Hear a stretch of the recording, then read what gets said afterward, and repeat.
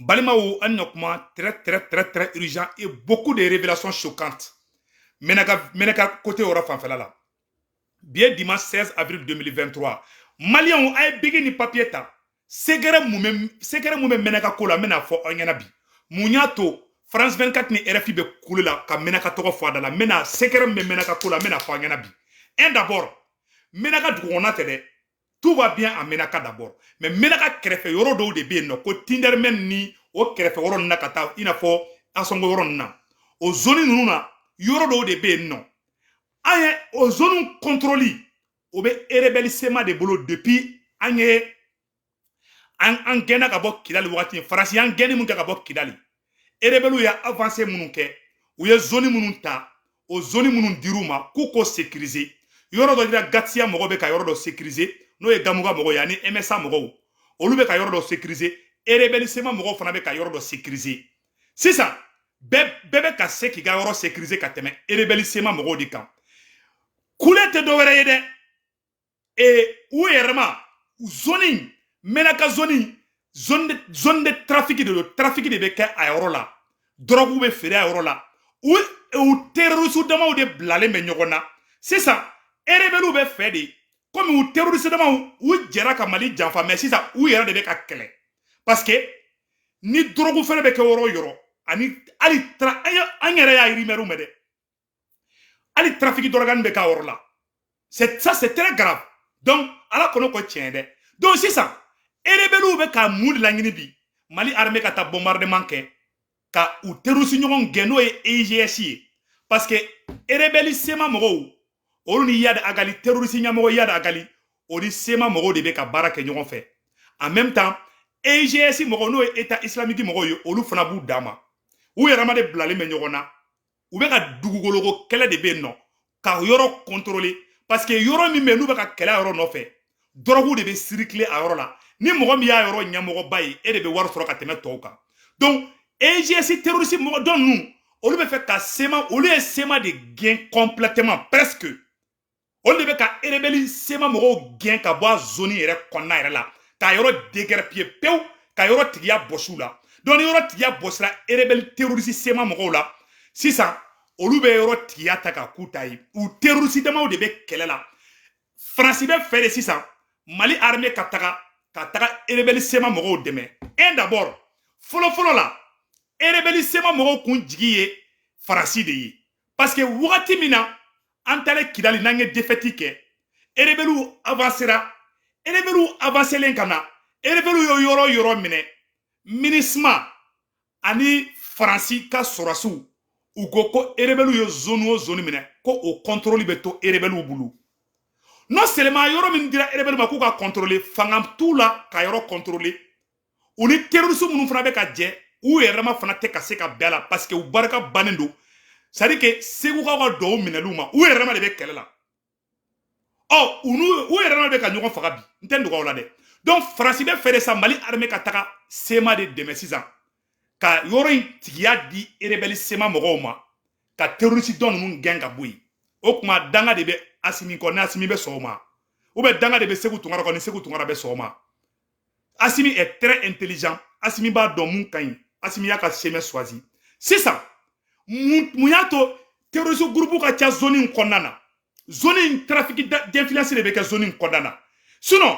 ou te ka ta benaka ira dugu konnana de et puis dugu ina ibe passer dugu ina de ka soro ka ta Kidali ay kuma ina mais c'est très important mais ka révélation min fo oyebi donc o tebene ko fe ka bala qu'est-ce qui s'est passé ne jatimina ke erebeli sema mogo oni yada galiga mogo on de allié EGS mogo on de mujawo transformation di parce que wakati mina u be jera kana Mali koron envahi u be nana kana Mali nord taka kuta wakati mina qu'est-ce qui s'est passé un d'abord erebeli sema mogo Farasi de olu glan no e MNLA Farasi de MNLA glan Algérie Amsardine glan no yad agaliga mogo yi awa mujaw mogo Maroc de ka mogo lui ouye Mali nord kla u ñongo che e MNLA mogo ni terroriste Algérie ta kala ma ko Mali nord klara Algérie de fana flé ka yad agali glan ka marfa doma ka mercenaires faru ka u kana fenga mogo bunte u kana emendra mogo bunte emendra mogo bolla ka tigi da Wagadugu u taru da Wagadugu ka tu dogo non parce que c'est tout yi ay kuma ina meset mais ka révélation ba de Kaouyebi c'est une grande révélation que je suis en train de vous faire aujourd'hui par rapport à la ville de Menaka parce que zone Mindo c'est une zone très stratégique ni tara côté do ina ibeta Algérie ka frontière fanfela la ni tara côté do la ibeta Niger frontière fanfela la c'est ça et j'ai mogo ye mujao mogo di bon jenim et je m'excuse jenim mogo oye iya de agalika mogo di on ni rebelle sema mogo di allié wi mais fanga tolu la zone konnana olu be fait de sisa Mali armée ka taka rebelle sema mogo deme wala sa ukase ku ka yoro sécuriser alors que ou bere ku ye allié de mais iba don na be barajugu ke aw laba abe ñogon janfa ay kuma ina men ni révélation badi awa amba delibef wallahi ni mogo ni kanga président Assimi fou ni mogo ni vidéo yi aga foko merci le président Assimi maintenant mon foyena c'est une très grave révélation deuxièmement aussi et où est ba be kelela zone mu no fait fanga be EGS la bi ka teme iya da agali ka mogo ka iya agali ani rebellisement mogo di allié ou fanga de be ka basisa ou terrorisme ñogon don ne be ku be fara côté zone konnana c'est ça ou be ka stratégie flana du mec c'est ça ou be ka couler de pour que France 24 RFI ou be ka couler ani faso de njugu do ou be ka couler ani rebellisement mogo ere ka mogo be ka couler comme Mali armée ka taka olu deme ou terrorisme ñogon contre la o kuma danga de be an ko nambe an be tolu deme ya an fana b'an bolo courage kulaje di Segou Tongara albitrier final Mali tara final là déjà demi-finale o rebellisement mogo ani état islamique mogo ni ñokonche donc c'est ça ka fo on ñena c'est ça an be yoro jumena san non fanga de rebellisement mogo fanga de be ka ban o EGS mogo go kubeta fo Kidali parce que ni mogo yoro une contrôle soro il se ka trafic d'influence ni ay kelente ban Mali nord yoro nina ou be drogu fere de ke zone na ou be organe humain feri awani tara Kidali ville fana konnana nunu bele kumbe trafic ke ñokon bulu wara be soro zone na de ou be drogu trafic zone na ka tagana il faut Europe ou ga to chekoroba munu fana be me ka révélation ba de ka vidéo na aya partager de ou ga to chekoroba ni munu be no munu shi banendo nu mago be erenko problème mbula et ou organe do madafa ou banga demiseni chama mene Mali koronfe ou be taw ou konna fendo de bo ka tugo fere tubabu ma o be trafic d'après les rumeurs anye kuma mumme angeni ya me na kera tien c'est très grave ko rebellisement mogo de ah olu ni ni mogo numbo trafic die trafic kolangolonté ou te munge Mali nord là je vous dis une grave révélation aujourd'hui malien be kanga ni vidéo partagée ou be trafic organique ou be drogue fere ou ke oroina ou banga sanu chien ko fere oroina ou banga dugujugoro fon chien ko fere orola contrôle tout kan o degele mo vie facile o de la de ou erama ma be ala de awa ou erama de flek a marfata ñogon contrôle la mumbe ni français be ko lu supporter 100% no e sema mogo ye o de be ka décès Maroc ni jamana wero tena jamana wero to mais Maroc ani puissance do olu fana keleme ka munun glan parce que ou ya Mali ke foroba temesradi Assimi de flekana ima e depanga avion pana kata Kidali jatige be ni ku befaka parce que ou te ko yoro wer la yoro ina ima e utara ministre mogo ni France tara aéroport bele baldo jo Kidali aéroport ye aéroport international de ima gote kana Bamako aéroport la de ubu to Kidali ba avion pan fo France fo Paris fo Kidali ou magote ka passer Bamako fede Kidali aéroport ou ya glandi pour que be se ka fere ou ka drogu fere ou la pour que be se ka fere ou ka manamana ko ou la o Kidali takasraw ka bo Menaka zone na ka ta Tindeli menna ka yele fo sanfɛ o ye zone stratégique de ka taga côté de beta Mauritanie côté de beta Niger côté de beta Algérie donc o be trafic de ke ou kun beneno de mais ala du barka ban parce que Mali armée nana folo le fait que le fait que président Assimi a Franci gain depuis Franci de gaina parce que ni a ye terroriste to kunte se semama parce que Francis Kumbe ou baron digi tebero dibi erebeli sema mo gun digi e Francis de Francis takara sisa o ministre mo mun fana digele me ka avion takati yala Sado Kamara ko ministre ma ka avion te wuli bli donc akara digi la tege ye Francis fan fait akara digi la tege ye ministre ma fan fait akara digi la tege ye erebeli terroriste sema mo fan fait la bi voilà pourquoi RFI mogo be couler la dongodo France 24 be couler la dongodo parce que oluka mogo o de be ka faga bi no ye erebeli sema mogo ye ou barka de banabi ou terroriste nyogo mogo don olu be kwa yoro tigiya de mine ula erebeli sema mogo kume nunu bolola sondi ka France to yende France nyabala France aradaru nyabala France avion nyabala bi ima ye depuis Mali commencera ka marfaw soro depuis Mali commencera ka aramanduru soro France commencera ka couler au damine France commencera ka fogo hey Mali bena ta rebelu faga ou bolo ou parce que ba don ni appareil ba en bolo bi ali kokera Mali nord la bi asimi bi to ka palais kono ka boa kalama o ya to alu rebeli sema mogo demeli aka gele et ministre bolo aka gele France bolo ni France do ka be bo Niger kana Mali aradar ba avion ba photo ta kabla et réseaux sociaux ka bebi daji tout makoron kunche manchela France be stra o to tienya ou bien asimi be misiri wul doro ko avion digi nous nana ko be ta rebelu de metro mo ba yi bon moins bebe Mali bolo bi ni ko kibe Mali ka ni ko kibe na do Mali dugukolo ka kata kojugu ka doro Mali be ba kalama o appareil ani o marama femunu be asimi bolo bi o de keleme ka korosa nganya korosa bla France la bi donc erebeli sema mogo tise ka deme togoya sila ni Mali ma boa kalama bon ministre o ka avion o tise ka taga sema mogo ka zone na parce que sema mogo be Kidali drona au boubolo deuxième mois ou kelen ka ngenga bo Kidali Moussa Maraka voyage la ou terunterun kana menaka kerefe dugu do la ko o euro stratégique ko bemene Mali armée la anye accord d'Alger de signé ka fo quand TC erebelu be yoro la ko Mali armée TC erebelu fra TC anga yoro la oni erebelu minana ko bunte uga yoro la o ere ko ere défend pourquoi erebelu ba fo pourquoi France 24 ba fo ko Mali armée ka taga et terroriste kama nandu e terroriste fra yoro wera ula olu ba fo kambe ka civil de fra yoro la mais bi France de be ka couler France 24 o RFI ou be couler la fambe ko Mali ka wuli ko Mali armée ko te kaka population ko te kaka jamana non don jati ko terroriste be ni ga ba u fagala ayde ou terroriste dama de be kelela awa mo mi ni France kado e France ka lagare ni de no e erebeli sema ede o tike de be ka chi olu klokoro bi on de be ku ere nyini bi awa on de be ka perdi bi parce que olu ere ko ko lu be zone mi fenge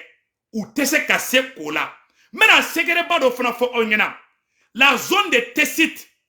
yoro mi yere la ni France ko terroriste faso ye la zone de Tessit la zone des 3 frontières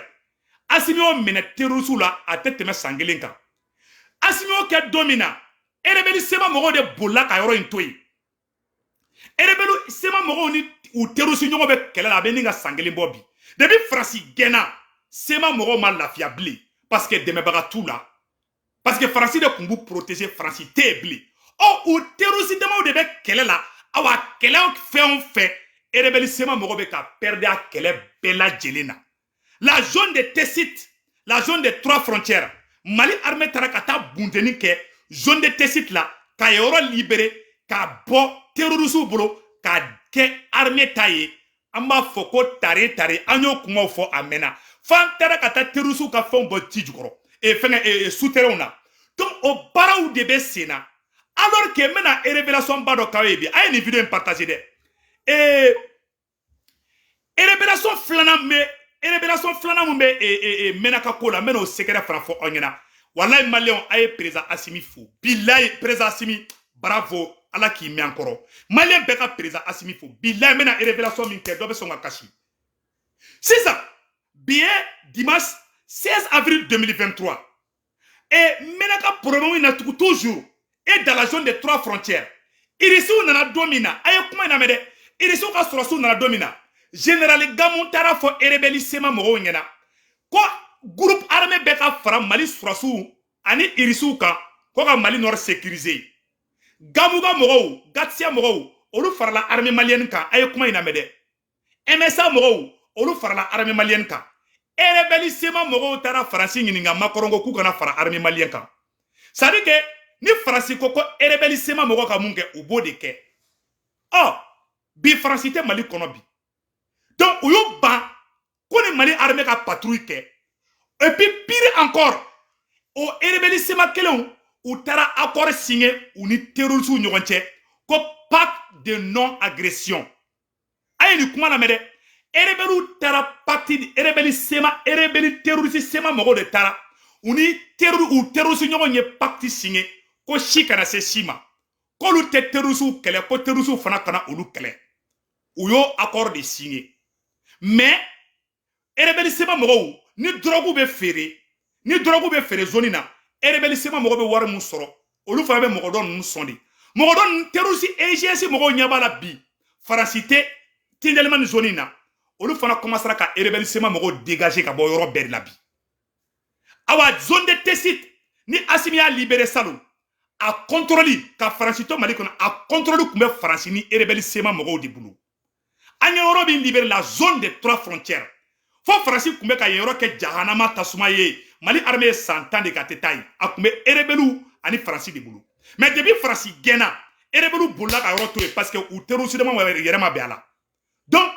rebelle bolila Mali armée de taara ka taa terroriste bɛɛ dégager ka bɔ a yɔrɔ la la zone Tessit n delila ka vidéo kala a ka ca san 1 ye a ye taa n ka page sanfɛ sisan rebelle sema mɔgɔw bɛ yɛrɛ ɲini de la u terroriste ɲɔgɔn ko k'u t'u to yen dɛ ko bɛ t'u kama fo Kidali donc rebelle ya an gɛn ka bɔ yɔrɔ o yɔrɔ la accord d'Alger signélé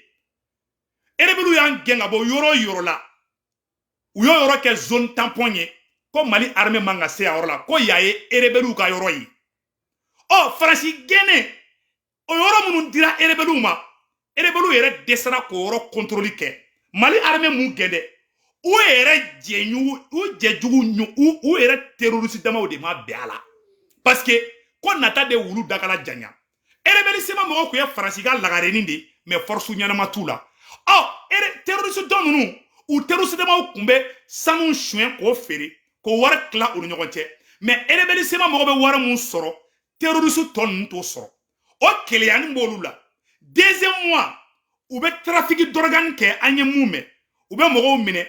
sari Faransi gɛnna fisara dɛ a bɛɛ lajɛlen ka Assimi fo bilayi Assimi ye juru de kun jalen man kan na quoi Assimi ye juru de sama ka bɔ an kan na que Dieu bénisse le président Assimi sisan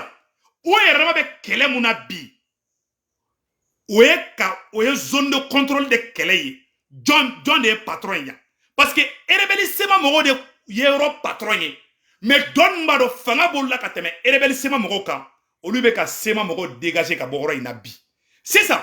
Faransi bɛ fɛ de sisan Mali sɔrɔsiw ka wuli ka taga terroriste dɔ ninnu kɛlɛ walasa rebelle sema mɔgɔw bɛ lafiya cogoya min na ka yɔrɔ ɲini ka terroriste dɔw gɛn ka yɔrɔ contrôle ta k'o di rebelle sema mɔgɔw ma mais pourtant irisiw nalen Mali kɔnɔ a fɔra k'an bɛɛ ka fara ɲɔgɔn kan k'an ni irisiw ka baara kɛ rebelle sema mɔgɔw ma sɔn ka fara an kan Gamou ka mɔgɔw ani armée malienne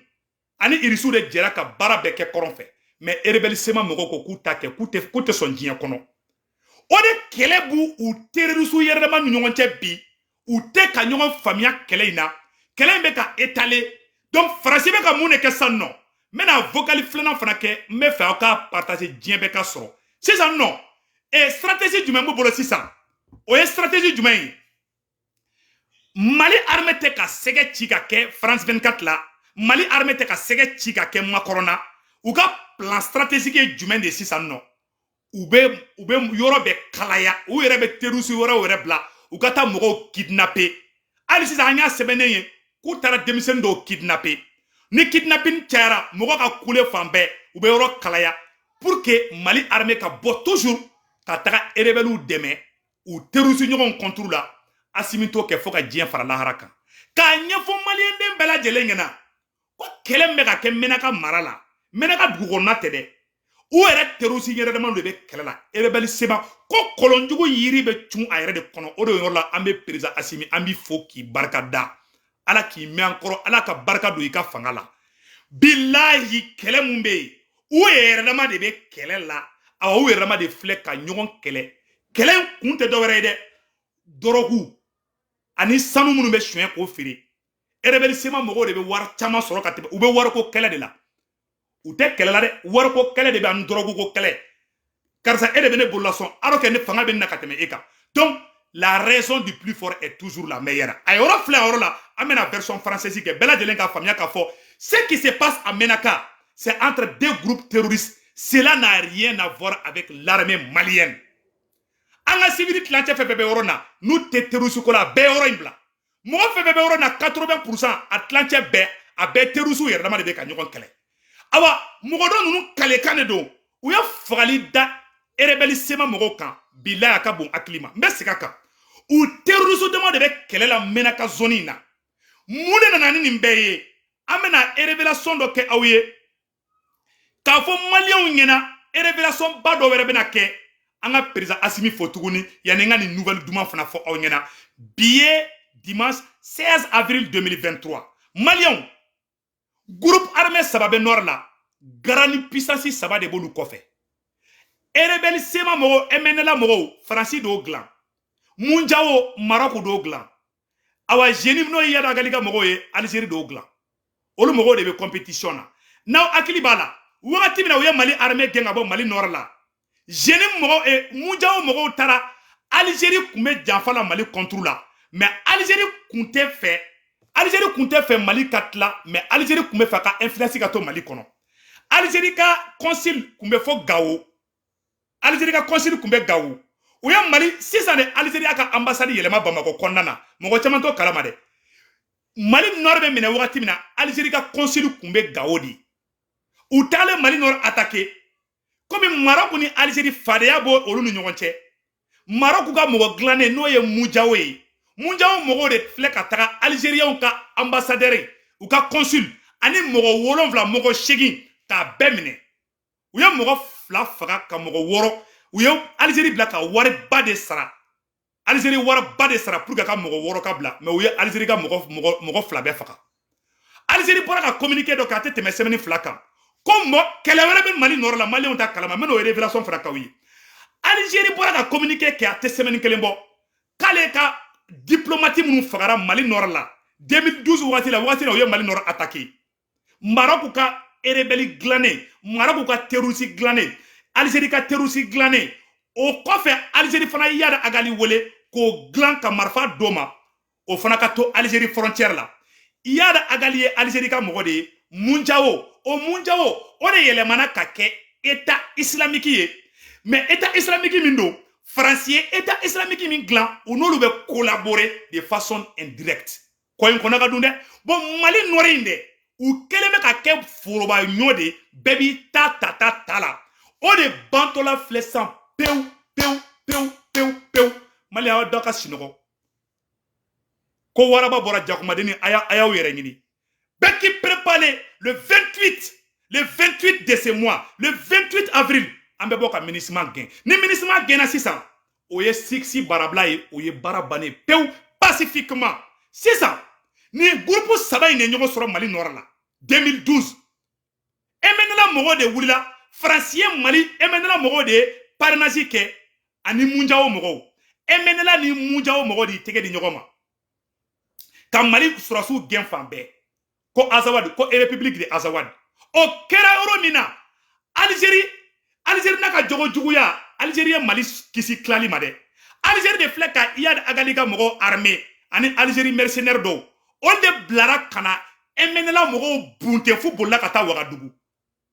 Algérie de wulila ko république Azawad tɛ créer ale ka frontière la parce que tamasegu b'ale fana ka dugu dɔw la ni tamasegi dugu dɔ créer la Mali nord la Algérie fana tamasegu fana a bɛ Algérie déstabiliser parce que Algérie ma da Faransi la voilà pourquoi Algérie fana ye Yada Agali armée terroriste Yada Agali armée o fana ka to Algérie ka frontière la Maroc o ye Munjawo mɔgɔw armée Faransi o ye MNLA armée o groupe saba de ɲɔgɔn sɔrɔ bon bi i komi MNLA fɛgɛyara san MNLA tari yɛrɛ kalifa Iyad Agali ka mɔgɔ de la bi Kidali tɛ MNLA bolo dɛ ni ko sema dɔrɔn i ko ko Iyad Agali Kidali contrôle de Iyad Agali de bolo a tɛ MNLA bolo bilahi ne de filɛ ka fɔ ye sisan o Iyad Agali de bɛ ka bunten bi fɛnɛ état islamique mɔgɔ ninnu bolo o de kɛlɛ o guerre wɛrɛ de bɛ yen sisan a bɛna fɔ sisan nɔ Faransi Maroc Algérie olu de bɛ ka ɲɔgɔn kɛlɛ indirectement Mali nord la bi aw ma géopolitique ya no cɛ tɛ mun bɛ se ka nin yɔrɔ contester nin ye vérité absolue de ye a ye taga recherche kɛ a bɛ tila ka Segu Tunkara wele ko non k'i ye mun fɔ ko tan don kelen ma jɛ bon o kɛlɛ de bɛ yen an bɛ yɔrɔ min na ko bi parce que Algérie diminen bɛ Algérie b'a dɔn ni ninnu taara ale ka frontière la u bɛ taga le déstabiliser bon o mɔgɔ u yɛrɛ dama de bɛ kɛlɛ la bi drogue bɛ drogue feere u bɛ hali mɔgɔ dɔ hali n'a ka mɔgɔw tunna Mali nord la a y'a kɔlɔsi dɛ bon u ni Faransi de tun bɛ complicité kɛ nin groupe in bɛɛ ni Faransi tun bɛ baara kɛ bilahi ne de filɛ kan nin bɛɛ ni Faransi tun bɛ baara kɛ Faransi tun ye bɛn k'u ɲɔgɔn cɛ dɛ mais Faransi tun ye avantage di a bɛna fɔ sa non e ye den fila wolo e ka lagarenin e ye o la tiɲɛ e bɛ sa don min na e denkɛ kɔrɔbalenw e y'i den mun na tiɲɛ dɛ i den tɔw bɛ su ka bila o de la donc o de kɛlen filɛ komi Faransi kun kɛlen bɛ ka MNLA mɔgɔw de bila ɲɛfɛ donc Faransi kun y'olu gâté Faransi gɛnna Faransi su donna u bɛ tiɲɛ ko kɛlɛ de la tiɲɛ dɛ a bɛ fa tiɲɛ dɔ dɛ u bɛ fa tiɲɛ ko kɛlɛ de la u fa n'u ba sara u fa de ye Faransi ye u ba de ye Faransi ye Faransi sara Faransi kaburu senna Faransi su donna sisan u bɛ tiɲɛ ko kɛlɛ de la san drogue jɔn de bɛ drogue yɛrɛ maîtrise ta nord la u b'o de kɛlɛ la parce que wariba de bɛ sɔrɔ aw hakili la ko sanuko dɔrɔn de don aw hakili la ko Azawadi ko dɔrɔn de don u bɛ drogue feerew de kɛ i m'a ye u taara ka taga aéroport international créer Kidali avion bɛ bɔ Faransi dɔrɔn a bɛ taa jigin Kidali u mana denmisɛnnin fitinin dɔw minɛ dɔrɔn u b'olu kɔnɔnafɛn dɔw bɔ dɔrɔn ka togo feere an ye mun mɛn dɛ c'est à vérifier an y'a il paraît que k'u bɛ organe u bɛ trafic d'organe kɛ hali Mali nord la rebelle kafirise ni adamadenw tɔɲɛ awa ala ka jangara de ala ka jagari de wule filɛ rebelle nɔfɛ bi u yɛrɛ ma bɛ ka ɲɔgɔn kɛlɛ c'est à dire rebelle ta dɔw bɛ mun yɛrɛ kɛ bilen u yɛrɛ ma de filɛ kɛlɛ la bi dɛ i ma RFI jijalen i ma France 24 jijalen parce que olu ka lagarenin u ɲɛbɔ de tatɔ la jiw fɛ u salen dɛ u salen su bɛ ka sɛrɛgɛ de sa ko ko Asimi k'i tɛ ɲama k'i ka taa n ka lagareninw sauver Asimi ko ma ci ma ban fɔlɔ Segu Tunkara de arbitre ye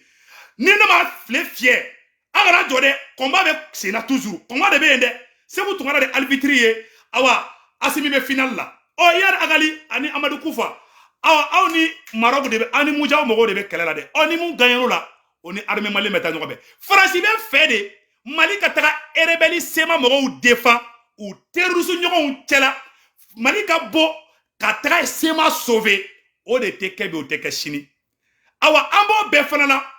ministre mɔgɔw fana bɛ kasi la k'olu bɛ fɛ ka taa turu kelen dɔrɔn cɛ Asimi ko k'a ka avion tɛ wuli yan Sado Kamara o tɛ tulonkɛ Modibo Kone ayi ŋɔnu ye Modibo Kone ye fo bɛ yɛrɛ ni colonel ninnu tɛ blague dɛ donc sisan jatigɛ kɔnɔboli ayi ni tagara rebelle ye yɔrɔ bɛɛ bila u ye zone sɔrɔ u y'a bɛɛ lajɛlen u y'a bɛɛ perdu les rebelles ont perdu ils sont en train de perdre le terrain awa n'an m'an kɔlɔsi u bɛ Kidali perdu rebelle man an ka sɔrɔsiw wele k'u ka taga Kidalikaw deli aw ma vidéo o dɔn wa a y'a sigi ni ministre gɛnna don min na a ma se Mali armée ka taa Kidali u terroriste jamaw de bɛ taa ɲɔgɔn kɛlɛ u bɛ buntenda Mali armée lafiyalen don an ka armée yɛrɛ lafiyalen don an bɛ sɛsogo ɲimi dɔrɔn de la an bɛ dibisogo ɲimi de la match bɛ ka fiyɛ Segu Tunkara ye arbitre ye entre les deux criminels Segu Tunkara bɛ ka ne ma filɛ fiyɛ dɛ ni arbitre ko pirr o ye match bannen ye awa match ma fiyɛ ni mɔgɔ min ko k'i bɛ match dɔrɔn n bɛ carton rouge d'i ma sema mɔgɔ a bɛ ka boli ka bɔ terrain kɔnɔ a kana bɔ terrain kɔnɔ dɛ match bɛ terrain kan a ye to terrain kan aw de m'a fɔ k'aw ye Azawadiyenw ye aw de m'a fɔ ko aw de bɛ se ka Azawadi contrôler k'aw bɛ ka Azawadi Azawadi filɛ dɛ aw tɛ ka boli ka Azawadi to yen aw bolila ka bɔ Tessit Asimi taara Tessit libéré aw filɛ ka boli ka bɔ Tindermen awa aw ni minnu bɛ kɛlɛ la ko k'u bɛ taa kama fɔ Kidali ka bɛɛ ye Kidali bila u bɛ ka Mali armée de deli sisan ima do ko ala ye Mali ka tiɲɛ kɛlɛ kɛ bi a bɛ fɔ ne ma ko hɔrɔnya ni yɛrɛwoloya président Assimi, que Dieu vous bénisse. Maliens, maintenant hɔrɔni fɔ en français, en version française, Malien bɛɛ lajɛlen ka faamuya. Donc c'est ça. Qu'est-ce qui se passe? Je vais vous faire la révélation de ce qui se passe dans la ville de Menaka. Donc, en 2012, quand la France a créé le MNLA de toutes pièces pour détruire notre pays, l'Algérie et le Maroc, à leur tour, ont monté de toutes pièces des groupes de défense de leur intérêt au sein des mouvements armés. C'est ainsi par peur de retour de l'insécurité du sud de son territoire que l'Algérie a opté pour la création d'Amsardine de Iyad Agali. Quant au Maroc, à son tour, a créé les groupes terroristes Moudjahou. C'est faisant par la suite, Iyad Agali a gâté la fête de l'Azawad en chassant, avec la complicité de l'Algérie, en chassant les rebelles du MNLA qui sont allés se cacher jusqu'à Ouagadougou au Burkina Faso. Face à la puissance de leur adversaire sur le terrain, le MNLA s'est réfugié au Burkina Faso et en Mauritanie. Quant au Moudjahou, qui s'est perdu au désert, il a capturé 8 diplomates algériens à Gao. C'est le consul principal et 7 conseillers. 7 ans plus tard, l'Algérie négocie et a obtenu la libération de 6 diplomates. Et malheureusement, 2 parmi eux ont été tués par les ravisseurs.